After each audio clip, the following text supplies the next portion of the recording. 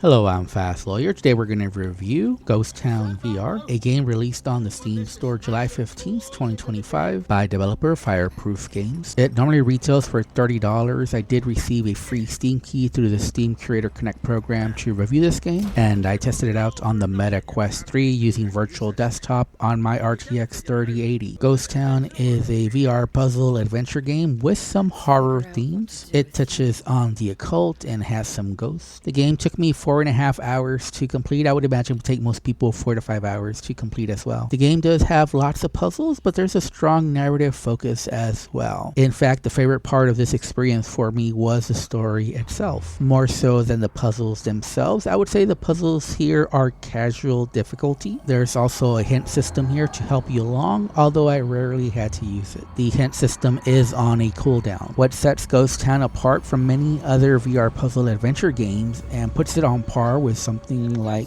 Red Matter is the high production values. The set pieces here are wonderful. There's lots of attention to detail. The writing is excellent. The voice actors all did a great job. The musical soundtrack is good. And overall, it's just a well-polished game. And I would consider Ghost Town to be among the best VR puzzle adventure games. But there are just a few things holding Ghost Town back from being the best. So let's talk about Ghost Town VR and why I think it's a great VR game, but also let's talk about a few of the negatives that are holding it back just a little bit from perfection. First of all, Ghost Town is running on the Unity engine, and performance was great on my RTX 3080. I had no issues at all. It was running buttery smooth on high graphical settings with every option turned on. I did not experience any issues or bugs during my playtime. You do have full locomotion along with teleportation available, smooth and snap turning, along with speed of turn. There's a comfort vignette available as well, and you can choose to play seated or standing. And while this is not the best looking game on PC VR, it is amazing how good this game looks given that it is a Quest port. The lighting in this game is particularly good, and while I wouldn't say this is a horror game per se, it does have a horror theme, and the lighting along with the set pieces and the musical soundtrack all do a great job of working together to set the atmosphere for the game. This game has a very creepy atmosphere, and it does a great job of putting you in the shoes of the protagonist. In this game, you are Edith Penrose, a paranormal investigator with special gifts, and your brother goes missing, and you have to solve the mystery of not only what happened to him, but how to get him back. Now, I don't like to do spoilers, so I'm just gonna leave it at that, but I will say that I did thoroughly enjoy the story. There's a lot of suspense and drama, and I particularly enjoyed the relationship between Edith and her brother Adam. There's a lot of sibling rivalry there, and I also enjoyed the friendship between Edith and Rena. I only wish that relationship had been explored just a little bit more within the game. Now, some people are upset because the game does end in sort of like a cliffhanger for the second episode, hopefully in the near future. However, the story in this game is fully resolved, so there's a beginning, middle, and end to the story, and it is a complete story. So as I mentioned, the narrative to this game is the best part of the experience. The story is well told, it's got good voice actors, and it's got great set pieces for each scene, and the visuals are very impressive for a Quest port. The lighting is excellent, the fog is impressive, and I like how when even you're indoors you can look through the window and see a very good city skyline. This game oozes atmosphere. The production values are off the charts, especially from an indie studio. However, there are some negatives to be aware of. The biggest negative for me is just the quality of the puzzles overall. Now, I don't think the puzzles are bad, I just think they could have been better. There could have been a little bit more challenge, and they could have just been more creative. In fact, one of the puzzles I solved accidentally. I was just moving pieces and it solved by itself. So instead of an aha moment, I had a huh moment. And for too many of the puzzles, it just felt like that. Like I wasn't really solving anything, I was just getting by. And I think one thing that really hurt this game is that you cannot leave an area when you're trying to solve a puzzle, or when you're talking to a character. You'll get this warning message that you're leaving the area, and in fact for several scenes, if you try to move around too much, you'll get a black screen, and it totally takes you out of the immersion when that happens. And there's just simply not that many objects you can interact with. So you have small areas with few interactable objects, and that just automatically makes the puzzles not all too difficult. And it makes sense because of the limitations of the Quest platform, but it really doesn't make a whole lot of sense for PC VR. And again, it's just immersion breaking. You try to pick up an item, but you can't. You try to open a door and you find out you can't even try to jingle the door handle. But despite my criticisms, I think Ghost Town is a great VR game. It would be absolutely perfect for those new to the VR puzzle genre, or if you enjoy narrative driven games like myself. But if you're a puzzle pro and you're expecting challenging puzzles, you might want to pass on this one. If I have to rate Ghost Town, I would give it an excellent 8 out of 10. For me, this is one of the best VR puzzle adventure games out there. And if you enjoy a good story with some casual difficulty puzzles, then I think you'll enjoy this one. Anyways, I'm Fast Lawyer. This has been my review for Ghost Town VR. If you enjoyed this video, if you found it useful, don't forget to like, comment, and subscribe. And as always, have a wonderful day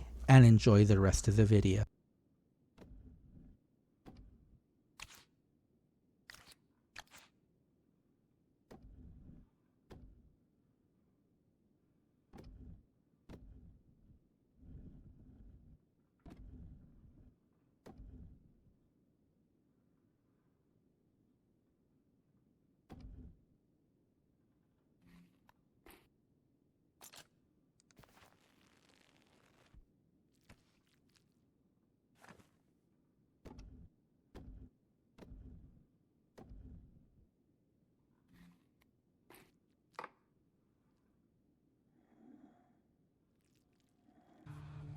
Only a medium can open it. You could have warned me, Weaver. Looks like one of Burke's disciples. A master waits. Prove yourself worthy of a place at her side.